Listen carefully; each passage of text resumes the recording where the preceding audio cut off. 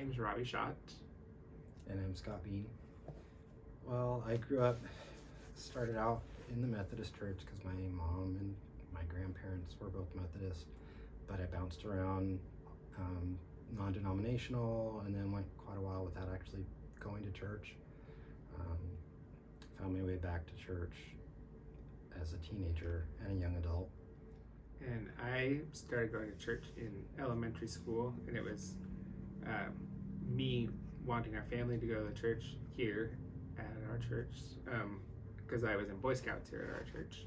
I got really involved in youth group and mission trips and camp, and then I helped out with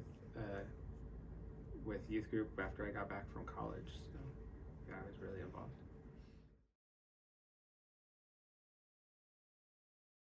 I felt that our group that we had here at First Name Methodist Church growing up was really accepting of everyone. I felt like my group of youth that I was involved with was really supportive, and even if I had come out at that time, I feel like I would have been supported by them. I definitely knew that I was by our youth leader at the time. And I had a lot different journey. I mean, I knew fairly young that I was gay, but my mom especially, I could tell, wasn't accepting of that just from her actions and her words. So I didn't really want to come out to her with that. When I started feeling like I maybe wanted to, I had started going back to church. I didn't feel comfortable there either, coming out and expressing my sexuality there.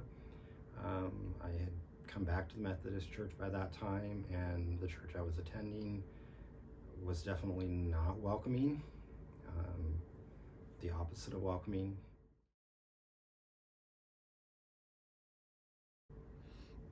I think you have to be able to block out or close off the negative that's coming from a lot of Christians, and know that, you know, there are the Christians that are accepting of you.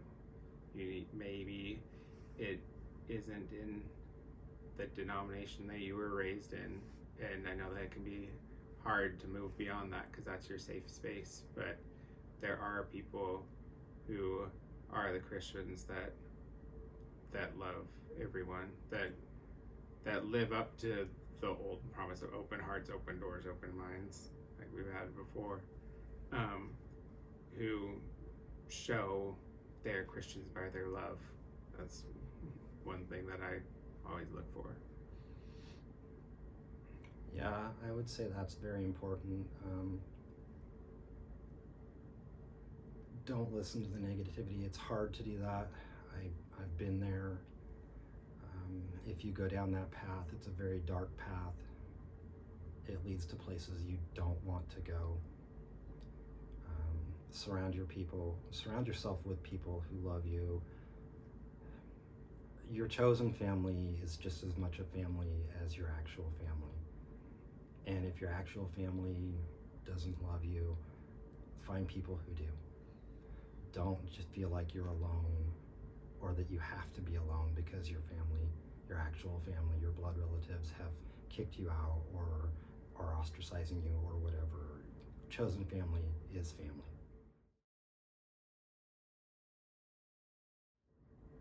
God made you perfectly just as you are.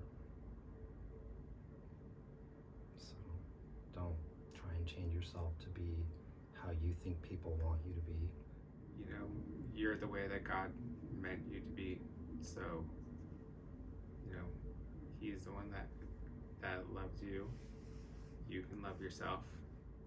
And try to show empathy and understanding for those around you, because you don't know what they're going through.